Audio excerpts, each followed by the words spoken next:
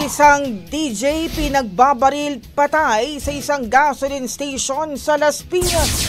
Brigada JC Javier, ibrigada mo! Brigada! Live report! Pinaulanan ng bala ng isang riding in tandem ang isang freelance disc jockey sakay ng kanyang pickup car sa barangay Pamplona 1 sa Las Piñas City kagabi. Sa isang CCTV footage, bandang alas 10 ng gabi nang dumating ang sasakyan ng isang 34 anyos na biktima sa isang gasoline station.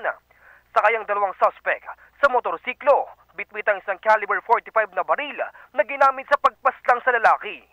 Ayon sa pulisya, maaaring drug-related ang pinag-ugatan ng insidente dahil na rin sa mga natagpo ang sachet ng shabu sa kanyang bag. Maaari din umanong mula sa kanyang bahay ay inabangan na ito hanggang sa pinangyarihan ng krimen.